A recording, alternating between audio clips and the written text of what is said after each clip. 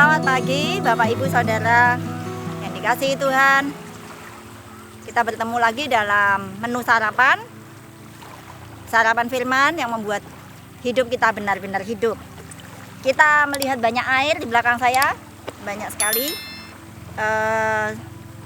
Dan saya sering kalau lihat atau memikirkan air seperti ini, ingatan saya dibawa kembali ke Kejadian pasal 1 ayat 1 dan 2 yang berbunyi, pada mulanya Allah menciptakan langit dan bumi. Bumi belum berbentuk dan kosong, gelap gulita menutupi samudera raya, dan roh Allah melayang-layang di atas permukaan air. Saudara, sebentar lagi minggu ini kita memperingati ketuangan Roh Kudus. Di sini Roh Kudus sudah ada dari awal sekali di dalam Alkitab kita. Pertanyaannya, ini Roh Allah atau Roh Kudus ini ngapain? Dia melayang-layang di atas permukaan air, dia ini mau ngapain? Jawabannya kita sudah tahu dari ayat ketiga dan seterusnya. Ya, dari ayat 3 dimulai, berfirmanlah Allah, jadilah terang, lalu terang itu jadi. Dan seterusnya. Kita tahu Roh Kudus di sini berperan dalam menciptakan ulang, menata ulang. Kita sejak dari lahir kita melihat alam ini begini. Langit itu biru, air itu tampak biru, tanah itu coklat, kalau di sini pasir putih. Pohon itu hijau dan daunnya hijau dan seterusnya.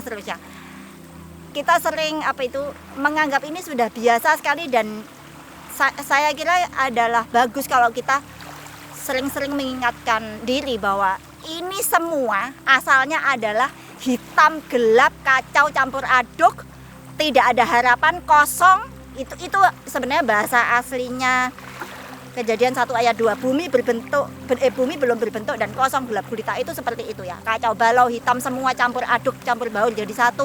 Tidak jelas mana dipisahkan, tidak ada pemisahan itu.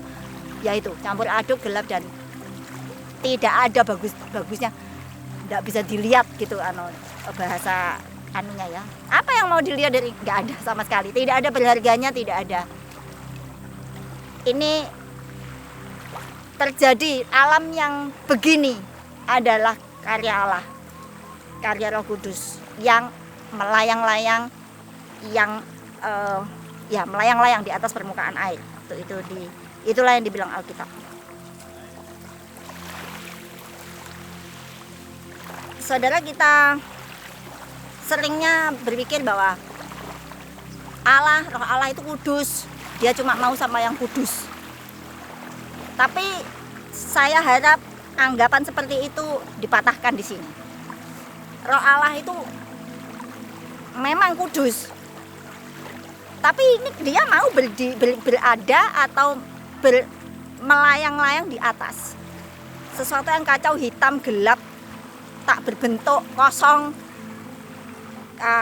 campur aduk, tidak ada bentuknya.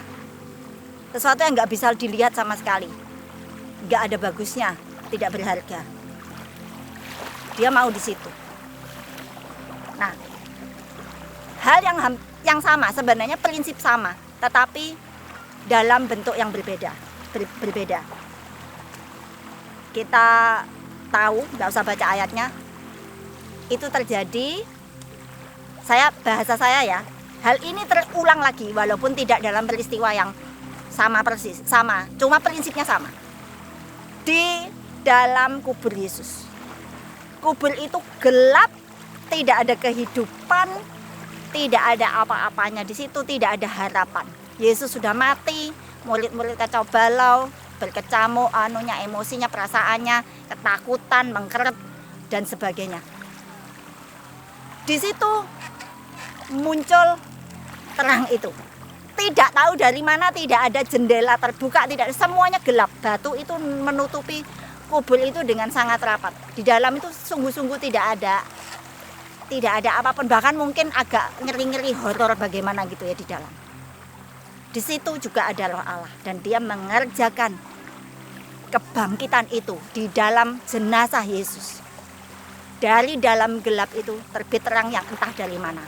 bukan dari sumber mana-mana, tetapi menyumber dari dirinya sendiri, yaitu Yesus yang adalah terang dunia. Dan dikatakan di dalam Roma pasal 8 ayat ke-11.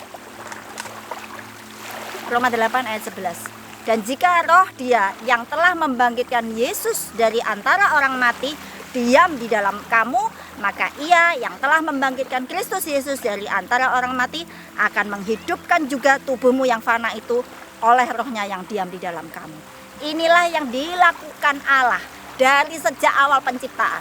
Roh itu melayang-layang, roh itu mencari hidup-hidup yang kacau, hidup-hidup yang tanpa harapan, hidup-hidup yang gelap, yang semuanya campur aduk. Dia suka, bukan mau suka menyukur-nyukurkan hidup kacau, tetapi dia rindu mengerjakan sesuatu yang tidak disangka-sangka dari hidup-hidup yang seperti itu. Dari sejak zaman penciptaan sampai sekarang, sampai waktu Yesus bangkit dari kubur itu adalah peran Roh Kudus. Dan dia tidak berhenti di situ.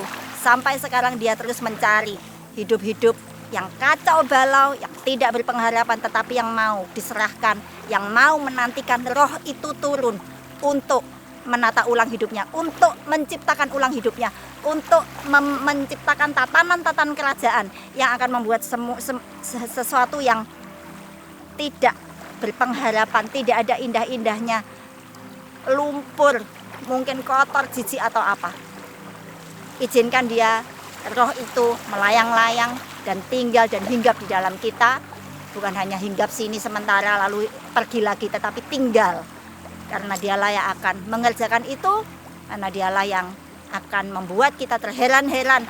Beginilah pekerjaan Tuhan yang sanggup membuat sesuatu yang kacau balau, yang tidak ada harganya, berantakan gitu ya, menjadi sesuatu yang bercahaya, yang indah untuk kebesaran namanya.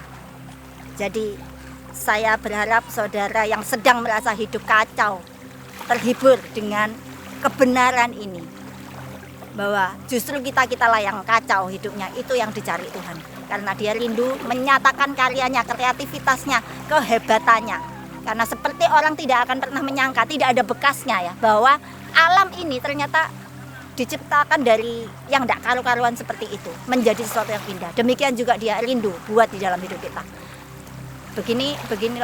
Demikian firman Tuhan, saudara-saudara.